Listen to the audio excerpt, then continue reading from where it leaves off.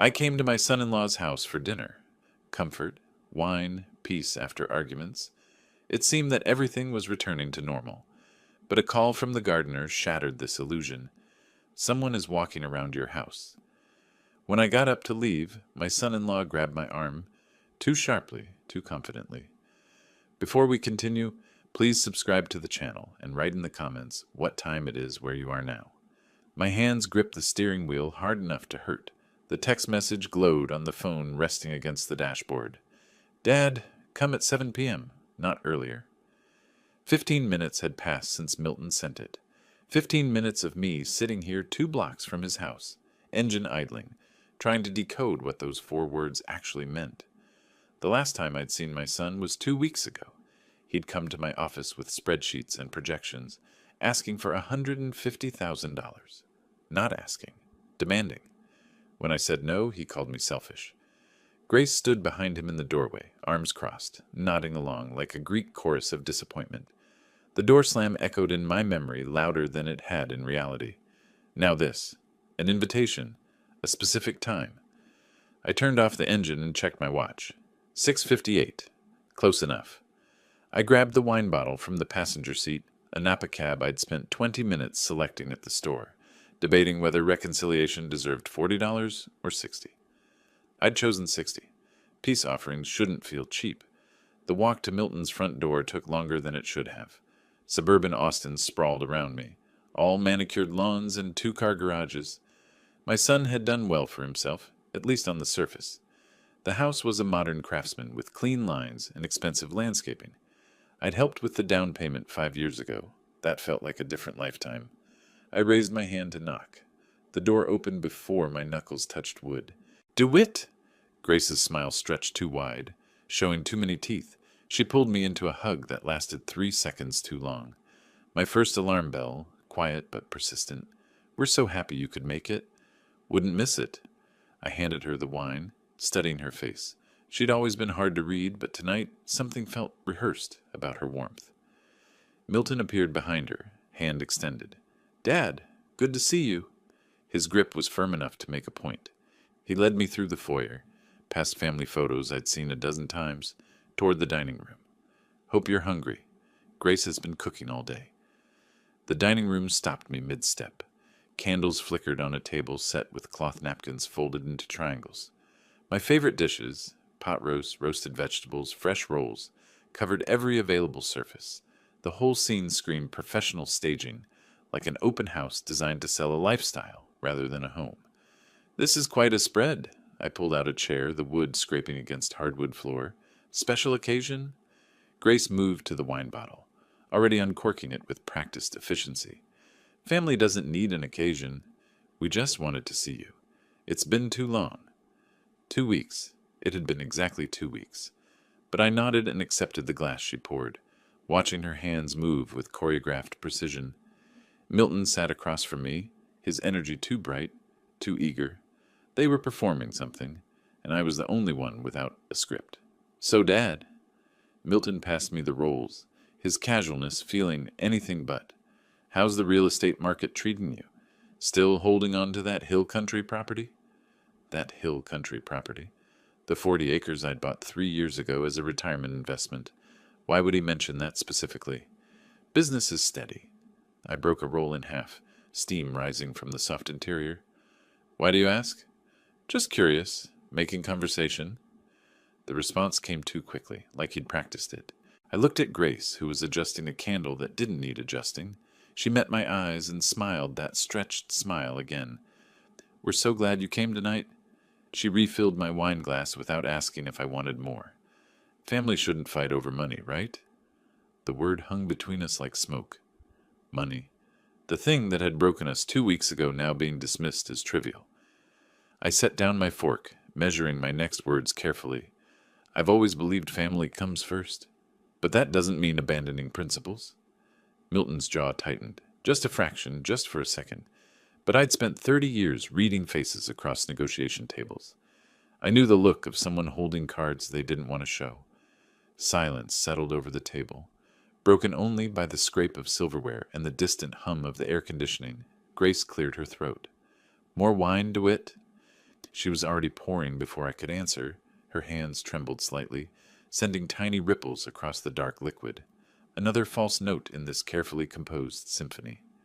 I ate because refusing would have been more suspicious than playing along. The pot roast was excellent. Grace had always been a skilled cook, but I tasted nothing. My mind was cataloging every glance they exchanged when they thought I wasn't watching, every question that felt like an interrogation dressed as small talk, every second that Milton checked his watch with increasing frequency.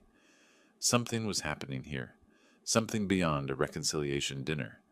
I wanted to believe in the possibility of genuine forgiveness. I wanted to think my son had invited me here to rebuild what we'd broken, but I'd spent too many years reading people, understanding motivations, recognizing deception in the smallest gestures. This felt orchestrated, staged, timed. My phone vibrated in my pocket.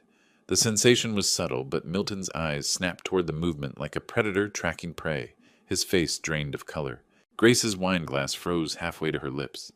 I reached for my phone, moving with deliberate slowness, and their panic became palpable. The dining room suddenly felt smaller, the candlelight oppressive. My hand closed around the phone in my pocket, and in that instant, I knew with absolute certainty that whatever was happening here, it wasn't about reconciliation at all. My hand closed around the vibrating phone. Milton's eyes locked on that movement with naked panic. Grace's wine glass stopped midair, suspended like she'd been frozen mid-gesture. The dining room contracted around us. I pulled the phone out slowly, keeping my expression neutral, even as my pulse kicked up. The screen showed 2 texts from Carlos, my gardener. The first, "Mr. Owens, are you home?" The second made my blood turn to ice water. "I hear sounds from your house. See light in your study. Should I call the police?" I read both messages twice, then a third time, making absolutely certain I understood what I was seeing. Someone was in my house, right now, in my study, where I kept documents, financial records, the safe behind the bookshelf that held $20,000 in cash and my mother's jewelry. The chair scraped against the floor as I stood.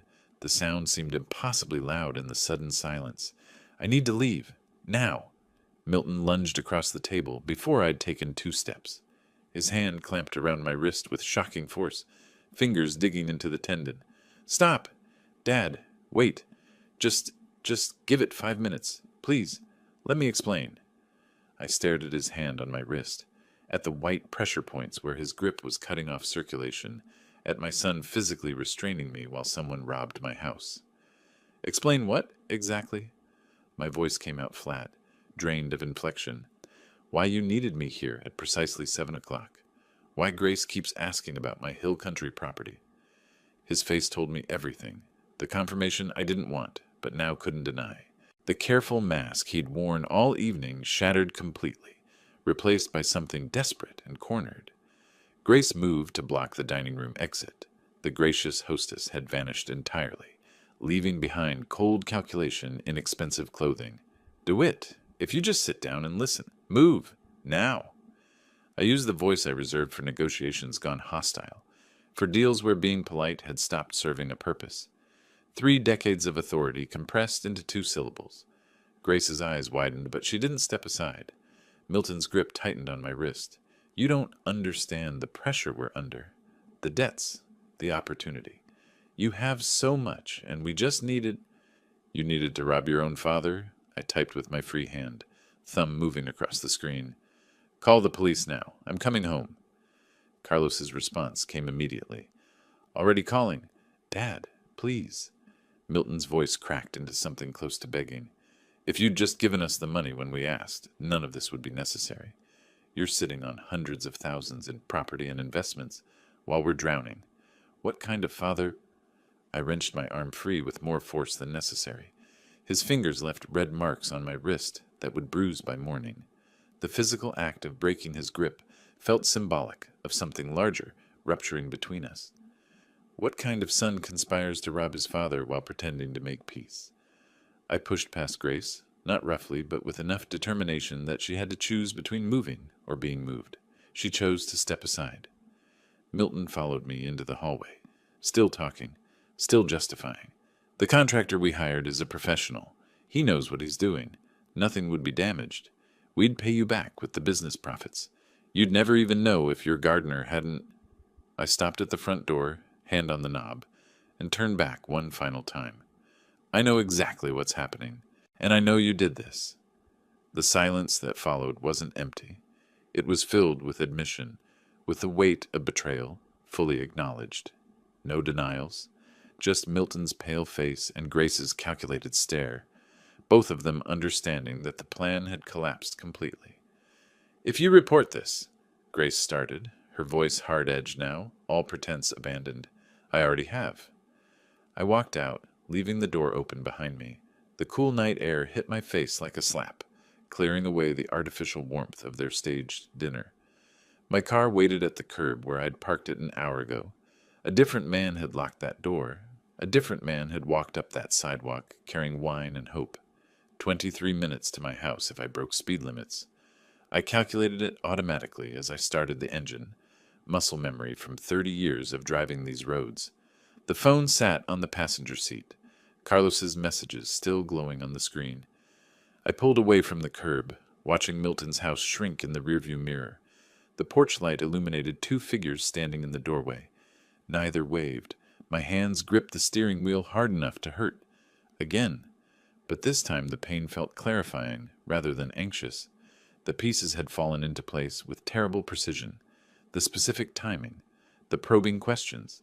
The performance of reconciliation masking something darker. They'd made their choice. Orchestrated this entire evening. Used family as camouflage for theft. Believed I'd be stupid enough, or trusting enough, or desperate enough for reconciliation that I wouldn't see through their theater. They'd been wrong. The drive stretched ahead of me, 23 minutes of dark highway and suburban sprawl. But my mind was already at the house, already cataloging what would need to happen next. Police reports, insurance claims, evidence documentation, legal proceedings. This wasn't about anger anymore. Anger was hot and immediate and temporary. What crystallized in me during that drive was colder and more permanent. They'd crossed a line that couldn't be uncrossed, made a calculation that I'd be too soft to respond with appropriate force. They didn't know me as well as they thought. The phone buzzed again. "Carlos, police are here. Caught someone inside. Waiting for you."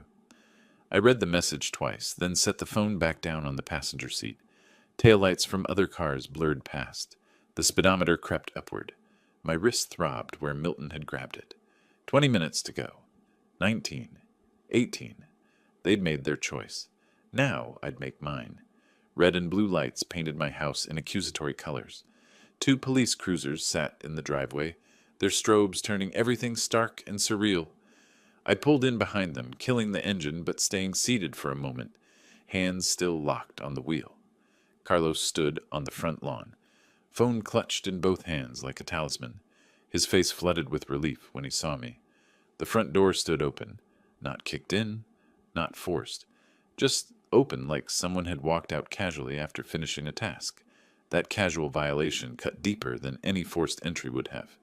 "Mr. Owens," Carlos met me halfway across the lawn. "I'm so sorry I didn't call sooner. I thought maybe you came home early, that the lights were you." "You did exactly right." I gripped his shoulder briefly. "Thank you for calling when you did. What I didn't say, if you'd called 30 minutes earlier, I'd still have illusions about my son." An officer emerged from the house, notepad in hand. Mid-40s, Hispanic woman with sharp eyes and an air of competent authority. "Mr. Owens, I'm Officer Linda Martinez. We've secured the premises and begun documenting the scene. I'll need you to walk through with me, identify what's missing." I followed her inside. Each room felt like visiting a familiar place, rendered foreign by violation. The living room looked untouched, kitchen undisturbed. But in the bedroom, my dresser drawers hung open at odd angles. The jewelry box my mother had given me sat empty on the nightstand, its velvet interior exposed like an open wound.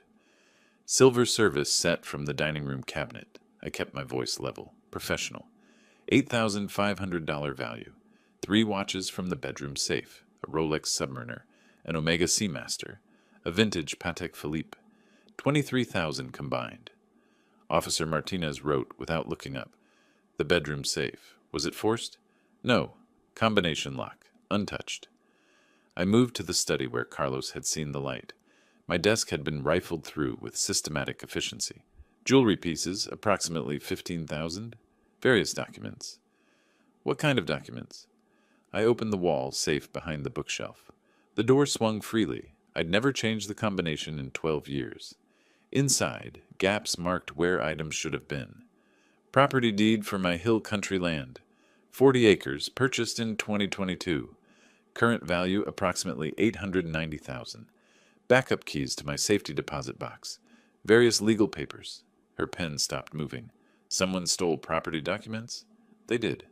Mr. Owens, the back door shows professional entry work. Lock-picked, not forced. You have enemies? Business competitors with grudges?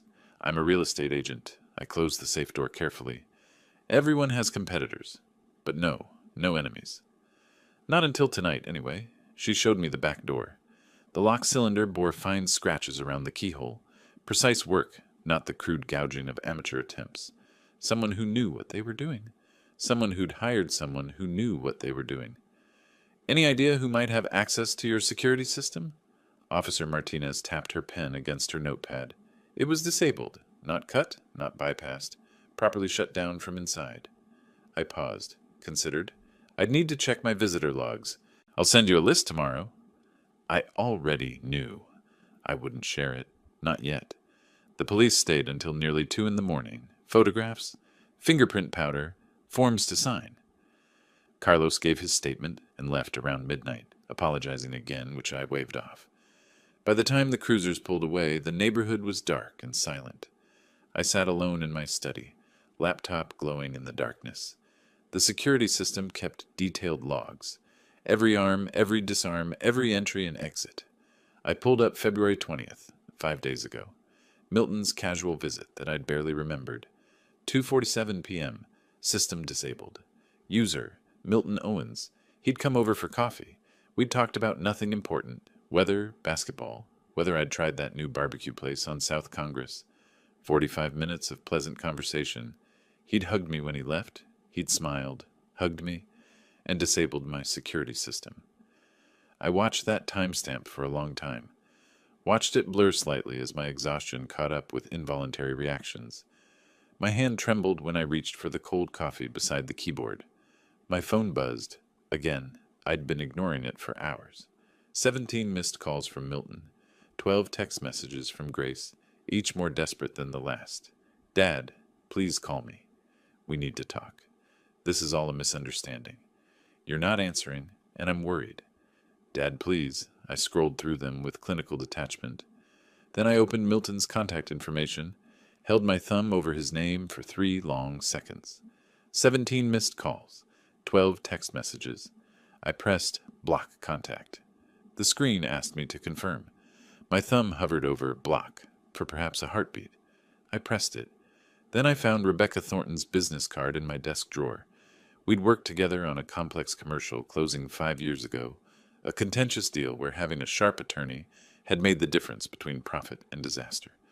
Her card read, Rebecca Thornton, Estate Planning and Asset Protection.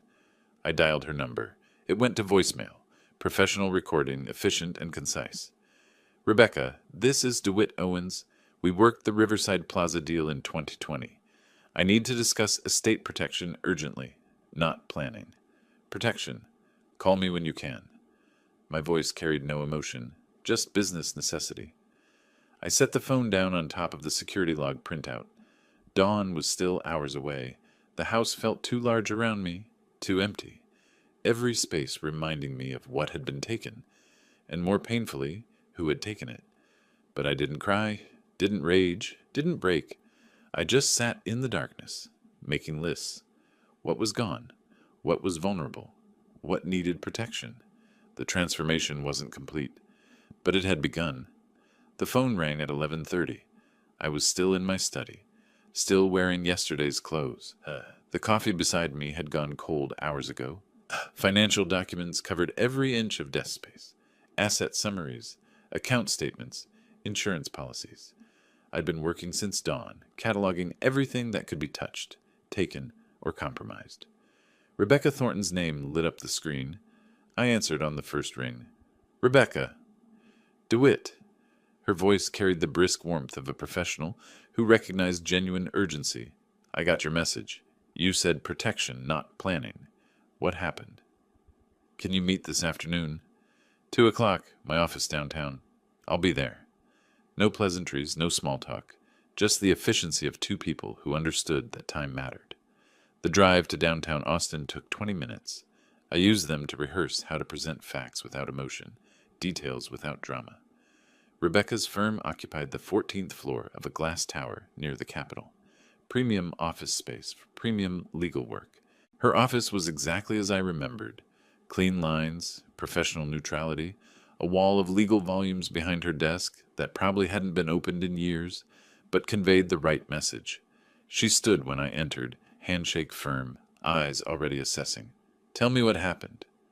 I spread documents across her conference table. Security logs, police report copy, list of stolen items, asset summary I'd prepared during the sleepless night. Everything organized, labeled, cross-referenced. 2 weeks ago, my son asked me for $150,000. I refused. Last night, he invited me to dinner with specific timing instructions.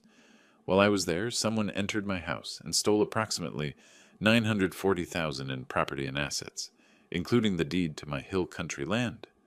Rebecca studied the security log. Your son disabled your alarm system 5 days before the theft. During a casual visit, coffee and conversation. And the dinner was deliberate timing to keep you away from the house. Not a question. Yes, she sat back, fingers steepled. You haven't filed charges against him? Not yet. Why not? I met her eyes. Because I want to understand the full scope first. Protect what's left, then decide how to proceed. Rebecca nodded slowly. Smart. Angry people make mistakes. You're not angry, are you? I'm past that. She pulled a legal pad toward her, began writing. 3 immediate concerns. First, your current will. Who's your primary beneficiary? Milton. That changes today. Second, your assets are exposed. Third, those property documents weren't stolen for souvenirs.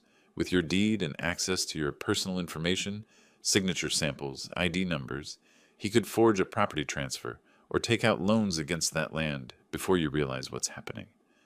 My stomach tightened. How would I know if he's already tried? County clerk records would show any filed documents. She was already typing on her laptop. What county is the property in? Blanco. Her fingers flew across keys. Silence stretched for 30 seconds. Then her expression hardened. Someone attempted to access your property records online yesterday. Failed authentication, but they tried. The cold in my chest crystallized into something sharper. Could you tell who? No, just that someone used your name and tried 3 different signature variations to access the account. She closed the laptop. We need to move fast. I'm recommending a 3-part strategy. 1. File a new will immediately, removing Milton entirely. Name a professional executor. My firm can handle that if you want neutral parties. 2. Create a revocable living trust to shield your assets from potential legal claims. 3. Document everything for potential criminal prosecution. How long? New will we can draft today and execute tomorrow with witnesses. Trust documents take longer. 48 hours minimum. Priority processing. I'll need complete asset valuations. I have preliminary numbers. Preliminary isn't good enough for this. You need professional appraisals establishing legal value for everything. Real estate, vehicles, investments, personal property. She checked her calendar. I can have an appraiser at your house tomorrow afternoon. This will take most of a day. Whatever it takes. Rebecca looked at me with something like approval. Most people in your position want revenge. You want protection first. Revenge is an emotion. I need justice. That requires planning. Then let's build your fortress. The next 5 days became a blur of systematic action. Meetings with appraisers who photographed and cataloged every asset. Sessions with Rebecca reviewing trust structures and tax implications. Visits to the notary's office for witnessed signatures. Forms filed with the county clerk, the state registry, the IRS. I changed every password, every security code, every account access method. My bank issued new cards. My investment firm set up 2-factor authentication. The alarm company installed a completely new system with codes only I knew. Through it all, my phone buzzed constantly with ignored calls. Milton's number blocked, tried from other numbers. Grace's cell, their landline, unknown numbers that had to be friends' phones. Text messages piled up on Grace's thread. This is ridiculous.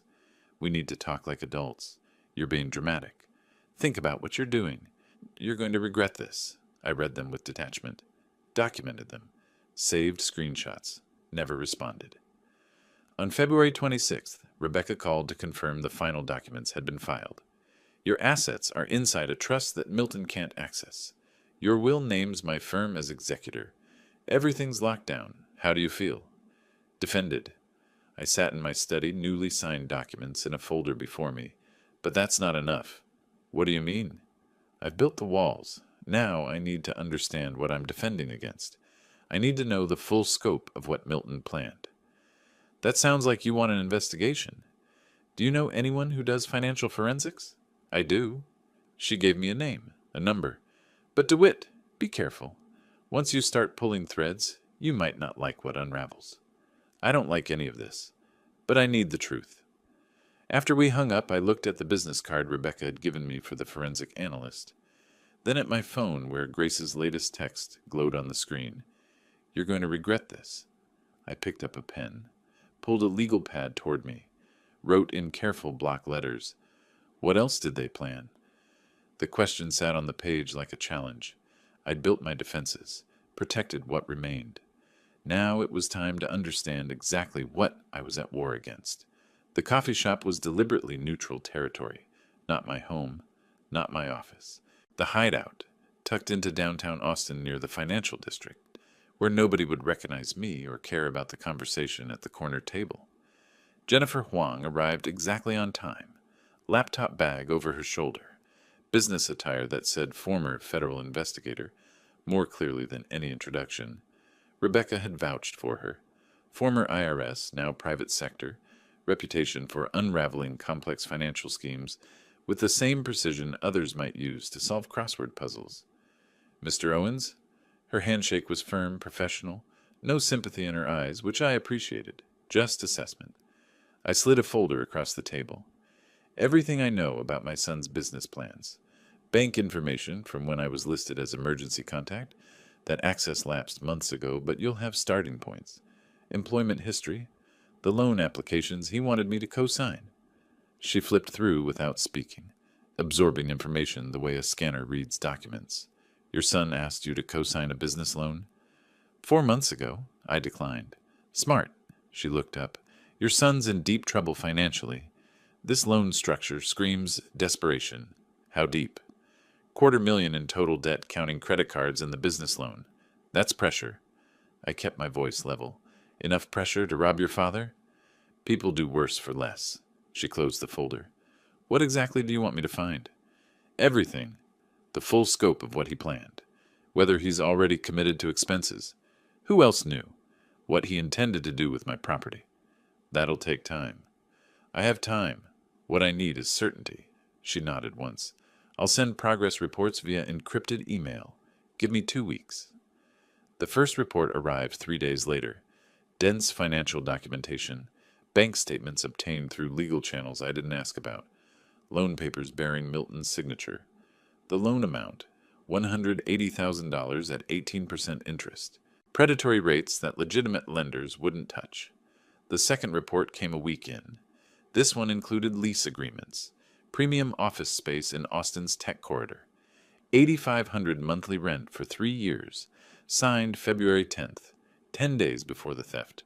First month, last month, security deposit, $25,500. Due immediately. Can you trace whether he'd committed to expenses before the theft? I asked during our second meeting, back at the same coffee shop. Already done. Jennifer turned her laptop toward me. Office lease signed February 10th. First month's rent plus deposit, $25,000. He was pot committed before he stole from you. The words hung there. Pot committed. Betting everything on a plan that required my money to work.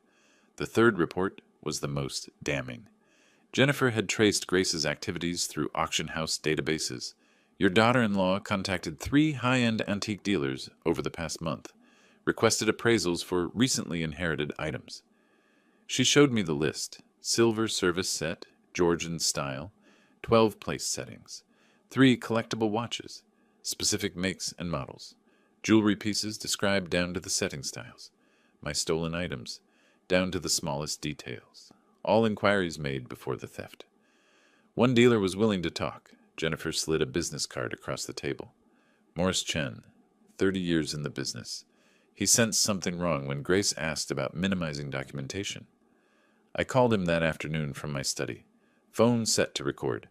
Texas is a one-party consent state. I could use this. Mr. Chen, DeWitt Owens, I understand my daughter-in-law contacted you about some silver. His voice was careful, cautious. I'm not certain I should discuss client inquiries. She was asking about items stolen from my home. I have the police report if you'd like the case number. Silence. Then, stolen? 3 weeks ago.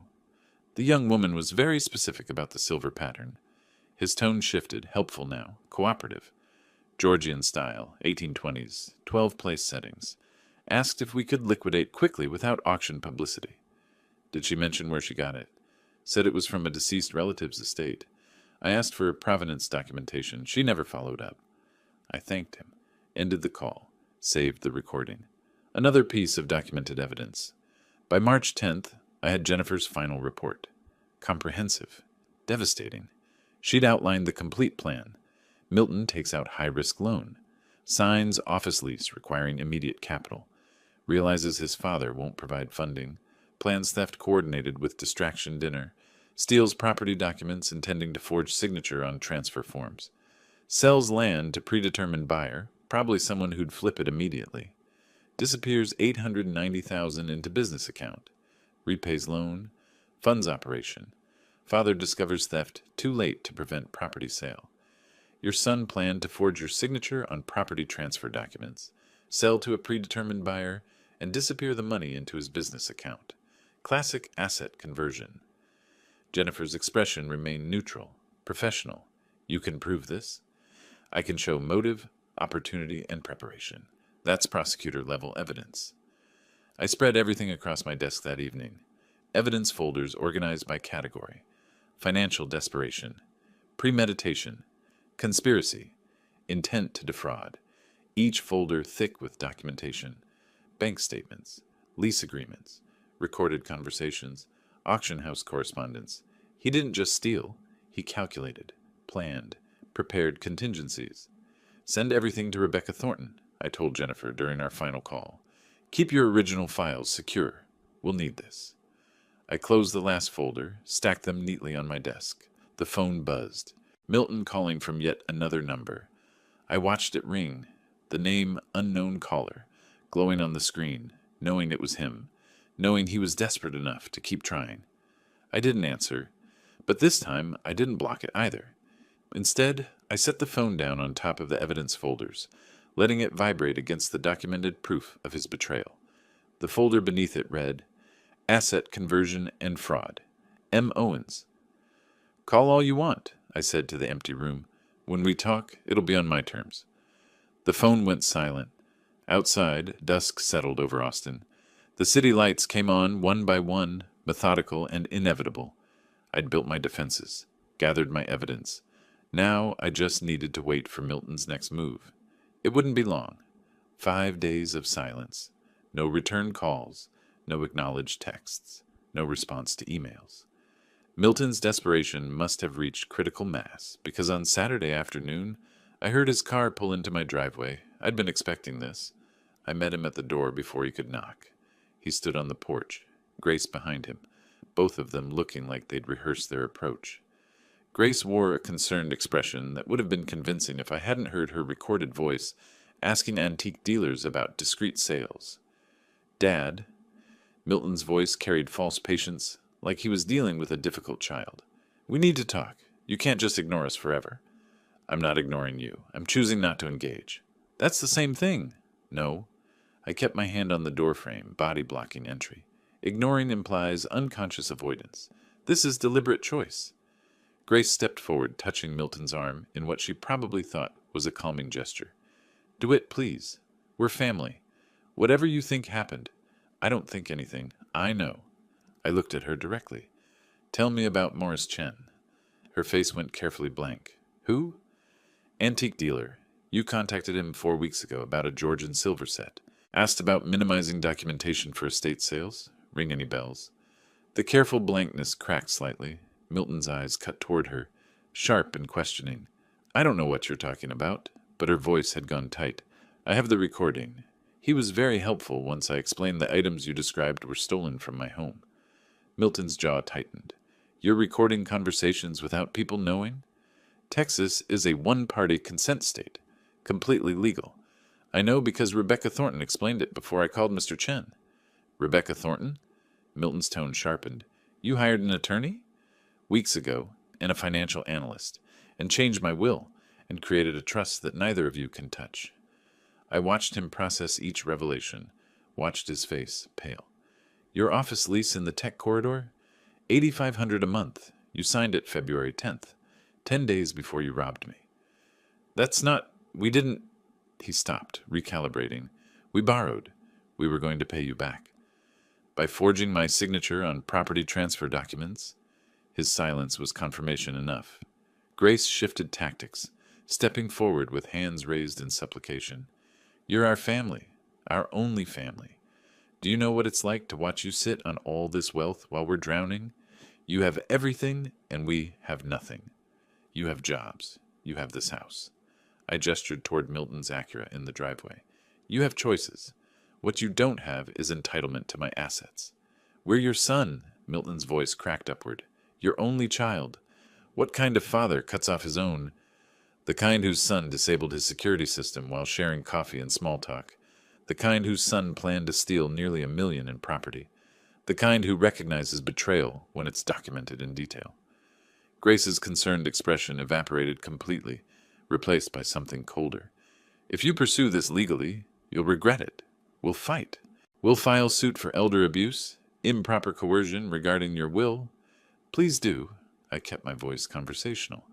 Rebecca would love to enter my financial analyst's report into evidence. Complete documentation of your conspiracy. Grace's auction house contacts. Morris Chen's testimony. The timeline showing premeditation. Milton took a step closer, anger replacing desperation. You're destroying your family over money. No, you destroyed it when you chose theft over honesty. When you hugged me goodbye after disabling my alarm. When Grace smiled at me across the dinner table while someone was in my house stealing my mother's jewelry. We needed... I don't care what you needed. The words came out harder than I'd intended, but I didn't soften them. You made choices. Calculated choices. Now, live with the consequences. Fine. Grace's voice had gone flat, businesslike. We'll see what a judge thinks about an old man changing his will under suspicious circumstances. Mental competency evaluations can reveal a lot. Yes, they can. They'd reveal I'm a successful commercial real estate agent with no cognitive decline, perfect memory, and documentation explaining exactly why I disinherited my thieving son. Milton's hands clenched into fists at his sides, not threatening, just impotent rage seeking expression. You're going to die alone, you know that? Bitter and alone. And I hope you remember this moment. I hope you remember choosing your property over your family. I'll remember the moment you chose to rob me instead of accepting my decision. I stepped back, hand on the door. We're done here. Dad, please. Milton's voice cracked again, shifting back toward pleading. Don't. I held up one hand. Don't try that now. You showed me who you are. I believe you. I closed the door, locked it, stood there listening to muffled voices on the porch, Milton and Grace arguing in sharp whispers. Then footsteps, car doors, engine starting, the Acura pulling away. I walked to the living room window, watched them disappear around the corner. A neighbor walking their dog waved tentatively. They'd probably heard the shouting. I waved back. My phone was already in my hand. Rebecca answered on the second ring. DeWitt, how did it go? Exactly as predicted. He's threatening a competency lawsuit. Predictable. She didn't sound concerned. Let him try. It'll backfire spectacularly. That's what I'm counting on. I moved away from the window, back to my study where the evidence folders still sat on my desk. We need to discuss next steps. Milton just made this much easier. How so? I picked up the folder labeled Financial Desperation, flipped through Jennifer's documentation. He came here angry, desperate, threatening, showed exactly who he is when cornered. If he actually files suit, we'll have his baseless legal claims on record, alongside our documented evidence of his crimes. Building a pattern of behavior. Exactly. I'll draft our response strategy. Papers rustled on her end. And DeWitt, you did well. Maintaining boundaries while they try to manipulate takes discipline. They stopped being family when they started planning the theft. Still, not everyone could maintain that level of control. After we hung up, I sat at my desk in the quiet house. Outside, afternoon shifted toward evening. The evidence folders sat before me, organized and ready. Milton had made his move, shown his hand, escalated rather than retreated, which was exactly what I needed him to do. The summons arrived on a Monday morning.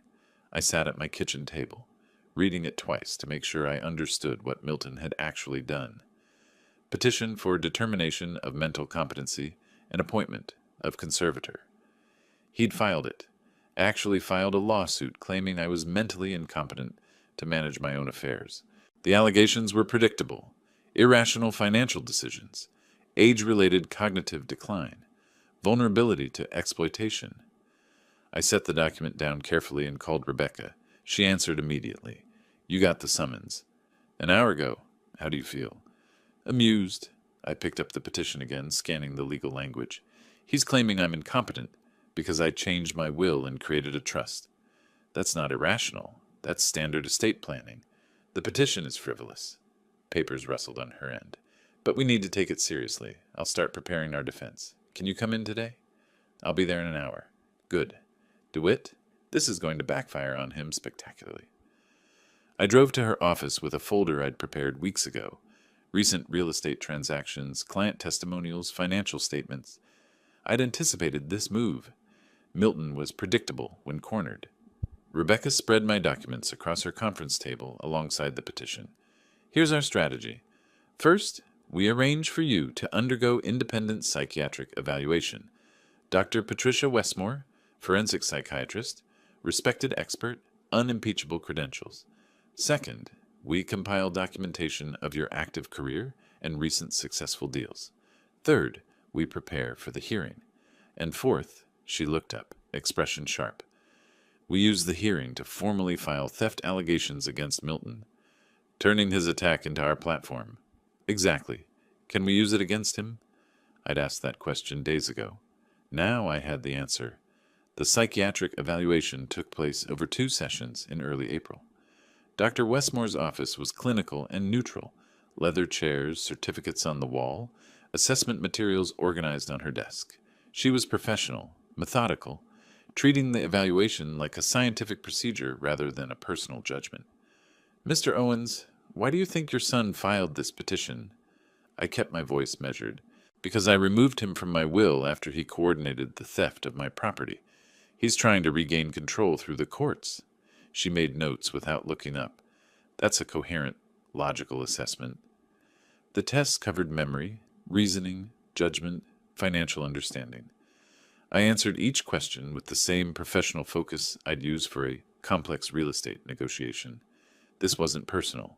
It was documentation. Her report arrived a week later. Rebecca read the relevant section over the phone. Mr. Owens demonstrates no cognitive impairment.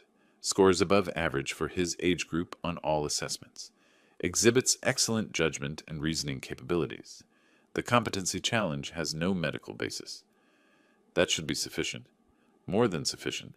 The hearing is scheduled for April 18th. Be there at 9. The courthouse on that Tuesday morning was exactly as I remembered from decades of real estate closings. Institutional beige, fluorescent lighting, the quiet efficiency of legal machinery. I arrived 30 minutes early in my professional attire. Suit, tie, polished shoes. The same clothes I'd wear to close $1 million deal. Milton sat across the aisle with his attorney, a younger man I didn't recognize, probably charging significant fees for a weak case. Grace wasn't there. Smart. Her presence would have been a liability. Milton wouldn't meet my eyes. Judge Margaret Harrison called the hearing to order. Mid-50s, efficient demeanor. The look of someone who'd seen every variation of family drama. Milton's attorney presented first, arguing that my drastic estate changes indicated impaired judgment, Rebecca responded crisply. Or it suggests appropriate response to criminal behavior. Mr. Owens, please tell the court about February 15th. I stood, took the witness stand, and spoke clearly. Factually, no emotion, just chronology. My son disabled my home security system during a visit, then kept me at dinner while someone stole property documents, family heirlooms, and financial records. The timing was coordinated. The police have evidence. Judge Harrison looked at Milton. Is there a criminal investigation active? Yes, Your Honor. Milton's attorney tried to redirect. These are unproven allegations, documented with security footage, financial analysis, and witness statements. Rebecca placed Dr. Westmore's report before the judge. Mr. Owens has been independently evaluated. No cognitive impairment. No judgment deficits. This petition is baseless. The judge reviewed the psychiatric report in silence. When she looked up, her expression had hardened. Petition dismissed. Mr. Owens demonstrates clear competence. This hearing is concluded. 15 minutes. The entire proceeding took 15 minutes. I stood, straightened my jacket, and followed Rebecca into the hallway. Milton and his attorney remained seated, the younger man probably calculating how to explain this failure. That went well. Rebecca kept her voice neutral. As expected. I checked my watch. I have another meeting. The detective. Yes? Detective Carlos Rodriguez waited in the courthouse parking garage, leaning against an unmarked sedan. Early 40s, sharp-eyed, the bearing of someone who'd worked enough cases to recognize when something was more than it appeared.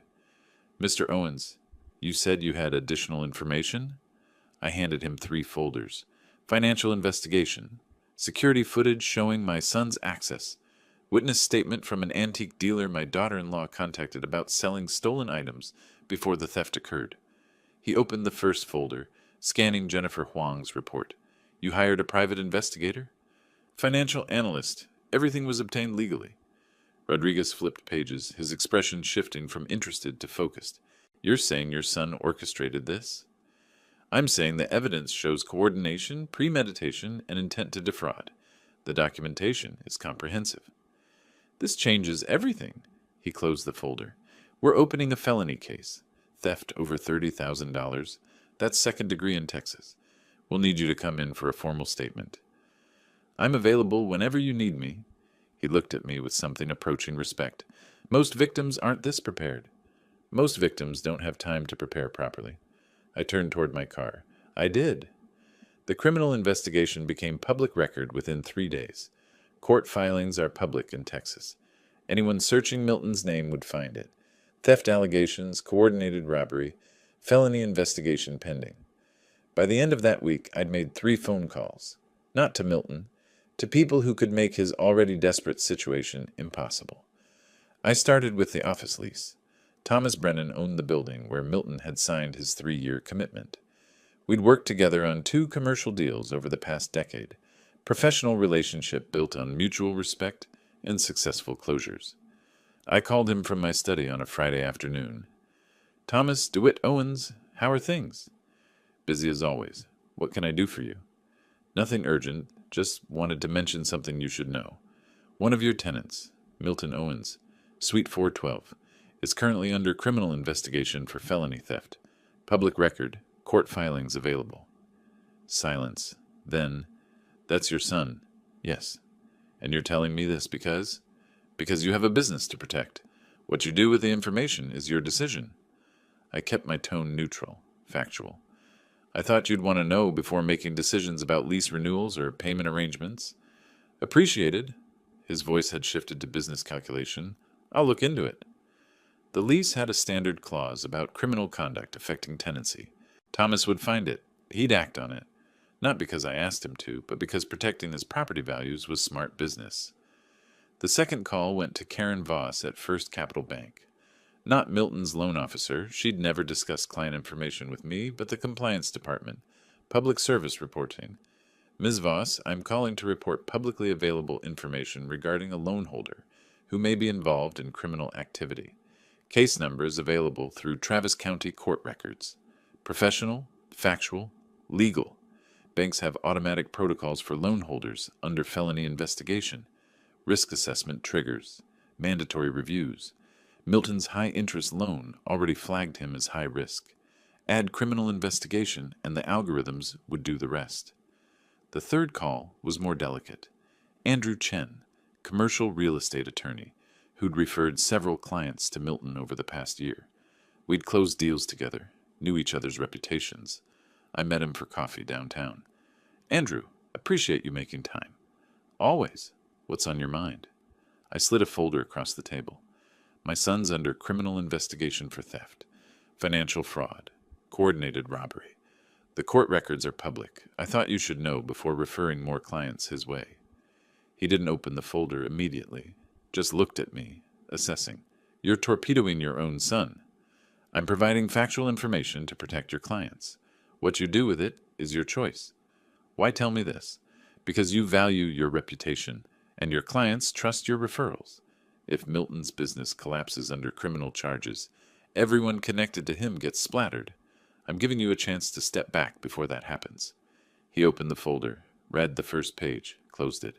"I appreciate the heads up. Professional courtesy." Andrew Chen stopped referring clients within the week. Word spreads in professional networks. Not gossip, just risk management. People protecting their businesses, their reputations, their clients. Milton's business inquiries dried up, his scheduled consultations canceled, his pipeline emptied. The bank's automated review triggered on April 30th. I didn't know the exact timing. I didn't need to.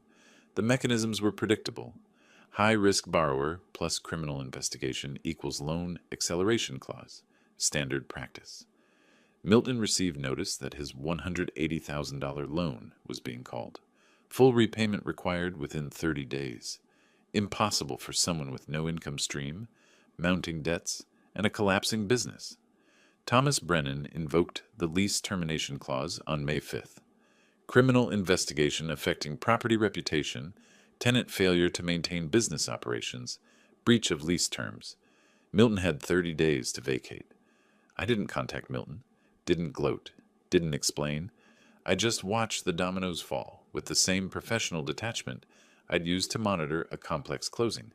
Each piece moving exactly as predicted, each consequence flowing naturally from the one before.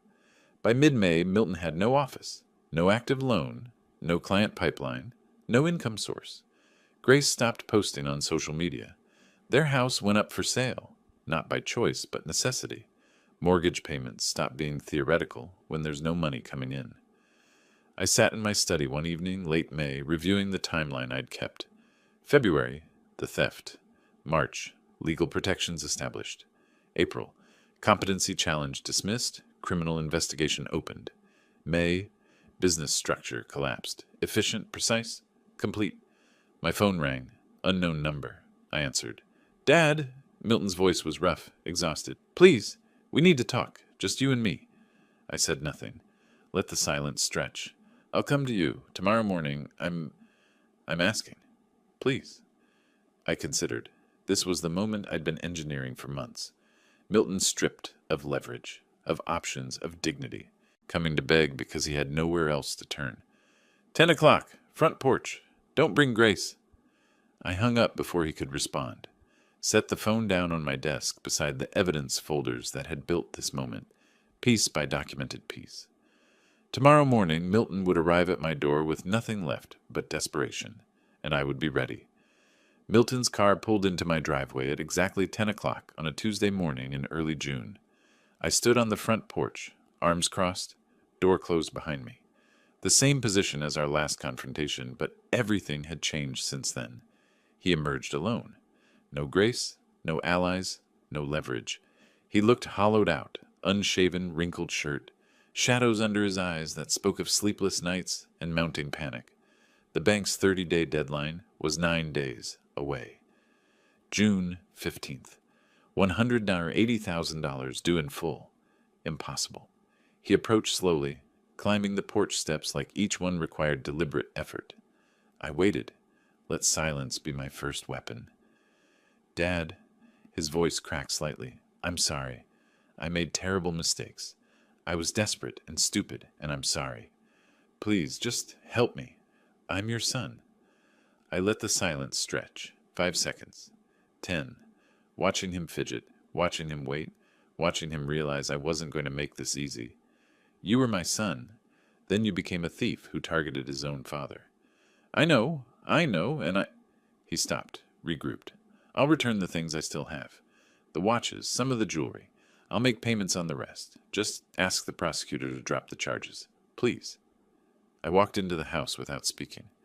Milton's expression flickered between hope and confusion. I returned 30 seconds later with a document I'd prepared 3 days ago. I'd known this conversation would come. Read this. He took it, scanning the first page. His face cycled through hope, understanding, and then anger as comprehension settled in. Public confession? Waive all inheritance? You want me to humiliate myself? I want you to take responsibility. Confess to what you did. Return what you can. Accept that you'll never profit from my death. Do that, and I won't push for prison time. You're asking me to destroy my reputation for your satisfaction. His voice rose. You're cruel, manipulative. You're the one tearing this family apart. I'm offering you a choice between consequences. Reduced consequences if you accept responsibility. Full consequences if you don't. You have 48 hours. He crumpled the document in his fist, threw it onto the porch floor. I won't do it. I won't let you make me the villain when you're destroying your own son over a mistake. Over money. That's what this comes down to. You value property more than family. No, you valued property over family. You planned it, executed it, and now you're facing the results. I'm just declining to save you from them. I hate you. The words came out flat, factual. I hope you know that. I hope you remember it. I'll remember that you chose pride over pragmatism. I picked up the crumpled document, smoothing it against my leg. 48 hours. After that, the offer expires. He walked away, didn't run, didn't storm off dramatically, just walked to his car with the defeated posture of someone who'd lost everything and still couldn't admit why. I watched him drive away, then went inside and filed the crumpled document in my study. Evidence that I'd offered mercy. Evidence that he'd rejected it. Then I called Rebecca. It's done, he refused. Scheduled a foundation meeting. You're certain about this? I've never been more certain about anything. Grace's rumor campaign started the same week. Mutual acquaintances called. Subtle questions about family troubles and whether I was being too harsh on Milton over minor disagreements. The social manipulation was transparent. Paint DeWitt as the cruel old man, Milton as the victim of paternal vindictiveness. It didn't work. The criminal investigation was public record. Anyone with internet access could find the court filings, the theft allegations, the evidence documentation. DeWitt Owens had 3 decades of reputation in Austin's business community. Grace had a month-old narrative that contradicted documented facts. Reality won. 3 weeks later, I sat in the foundation attorney's office. Rebecca was there, along with 2 accountants and a specialist in charitable trust structures. The conference table was covered with documents, property titles, investment account transfers, liquid asset assignments. This is permanent, Rebecca said, not for the first time. Once you sign, these assets belong to the foundation. You can't reclaim them. I understand. You're transferring everything.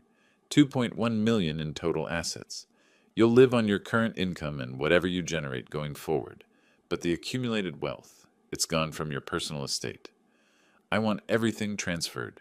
Property, investments, accounts, everything.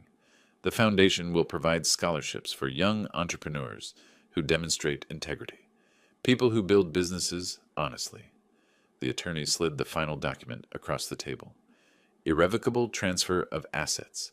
Owens Entrepreneurship Foundation. I signed. The notary stamped. It was done. Rebecca looked at me with something between respect and curiosity. You've just permanently disinherited your son. I've just ensured my assets will help people who deserve them. I stood, collecting my copies. How's the criminal case progressing? Trial's scheduled for August. The prosecutor's confident. I nodded once. Good. I left the office and drove home through Austin's afternoon heat, the signed documents on the passenger seat. The foundation was established. The scholarships would launch in fall. Young entrepreneurs with solid business plans and demonstrable character would receive funding to start honest ventures. Milton would receive nothing. Not from my estate, not from any future inheritance, not from any legal maneuvering he might attempt. The foundation structure was ironclad. I'd built something permanent from the ruins of our relationship, something that would outlast both of us, help people who'd never heard of Milton or his betrayal, create value where he'd tried to destroy it. The next morning I returned to work. A commercial property showing for a potential client. Contract negotiations on a retail space lease. Normal business activities that had nothing to do with revenge or justice or family drama. Life continuing, as it does, regardless of what burns down behind you. The trial concluded on a Thursday in mid-August. Milton pled to reduce charges. The prosecutor couldn't prove every element of the original felony theft, but there was enough for conviction on criminal trespass and theft of property over $30,000. The judge wasn't sympathetic. I sat in the courtroom gallery, third row back, watching the sentencing. Rebecca sat beside me, professional and silent. Milton stood before the bench with his attorney, shoulders hunched, that same defeated posture from our porch confrontation. "Mr. Owens." Judge Harrison's voice carried the weight of considered judgment. "You orchestrated a theft against your own father. You violated his home, his security, his trust. The court finds no mitigating factors that excuse such calculated betrayal." She sentenced him to 3 years supervised probation, 200 hours of community service, and $50,000 in restitution. No prison time. First offense, full guilty plea, agreement to pay restitution. But the conviction would stand, permanently. "Probation violation will result in incarceration," the judge added. "You'll report to your probation officer weekly. Any new offenses, any failure to meet conditions, and you'll serve the suspended sentence. Do you understand?" "Yes, Your Honor." Grace wasn't in the courtroom. She'd filed for divorce in July, the papers served while Milton was preparing for trial. Pragmatic move, protecting herself from his legal and financial liabilities, getting out before the collapse was complete. Smart woman, just used her intelligence for the wrong purposes. The professional consequences followed automatically. Milton's real estate license was revoked. His IT consulting certifications were suspended. Professional associations expelled him. Standard procedures for criminal convictions in licensed fields. By September, he'd moved into a small apartment in North Austin, working retail to cover living expenses while paying restitution. The house sold for less than the mortgage balance. Grace moved to Houston for a fresh start with someone she'd probably been seeing for months. The criminal investigation wrapped up. Detective Rodriguez closed the case file with a note of satisfaction. These types of family theft cases rarely ended with actual convictions. The foundation awarded its first 3 scholarships in late September. Young entrepreneurs with solid business plans, demonstrable character, and genuine need. 2 women, 1 man, ages 24 to 29, starting businesses in sustainable agriculture, educational technology, and healthcare consulting. They attended the award ceremony at Rebecca's office. I shook their hands, explained the foundation's purpose without mentioning Milton's name. They didn't need to know the origin story. They just needed the opportunity. One recipient, Maria Sandoval, asked what inspired the foundation. "I learned that integrity matters more than family ties," I said. "Business built on dishonesty collapses. Business built on character endures. I want to support the latter." She nodded, understanding without needing details. Life continued. Real estate transactions, client meetings, property showings. I closed a significant commercial deal in October. Office complex in the Domain. 7-figure commission. The work I'd always done, uninterrupted by the months of legal and personal turmoil. Milton tried to contact me twice. Once in November, a text message I deleted without reading. Once in early December, a letter forwarded from the probation office. I held the envelope, feeling its weight, considered reading it, decided against it. Instead, I tore it in half without opening it, then in half again, and again, until it was confetti-sized pieces that meant nothing. Whatever Milton wanted to say, apology, justification, plea for reconciliation, I didn't need to hear it. The time for communication had passed. He'd made his choices. I'd made mine. We were done. I dropped the torn pieces in the trash, turned back to my desk, where a commercial property proposal awaited my signature. Through the window, Austin's skyline gleamed in December sun. Cold front coming through, temperatures dropping into the 50s. Good day for business. My phone rang. Unknown number, but I answered. Client calls come from all sources. DeWitt Owens. Mr. Owens, this is Patricia Chen. I'm looking at purchasing commercial property in the warehouse district. Your name came highly recommended. Professional, steady, unchanged. I appreciate the referral. Tell me about your needs. We talked for 20 minutes. Office space for a growing tech company, specific square footage requirements, budget parameters, timeline considerations. I made notes, asked clarifying questions, scheduled a property showing for tomorrow morning. Normal. Routine. The work I'd been doing for 30 years and would continue doing until I chose to stop. When I hung up, I glanced at the trash bin where the torn letter pieces sat, then at the foundation folder on my credenza. 3 scholarship recipients, making progress. First quarterly reports showed solid business development, careful financial management, strategic growth planning. Young entrepreneurs getting their start honestly, building something real. I returned to the commercial property proposal, reading through lease terms and pricing structures. Life continuing forward, not dwelling on what had been burned away, not looking back at destruction that had been necessary and appropriate. Outside, Austin moved through its afternoon rhythms. Traffic on the streets, construction cranes dotting the skyline, the city growing and changing like it always did. I signed the proposal, filed it in the pending deals folder, and moved to the next item on my list. Work. Always work. The steady accumulation of transactions, relationships, reputation. The life I'd built over decades, protected when it was threatened, continued when the threat was neutralized. Justice served, boundaries maintained, life continuing, exactly as it should be. If you like this story, please like this video, subscribe to the channel, and share your impressions of this story in the comments. To listen to the next story, click on the box on the left. Thank you for watching.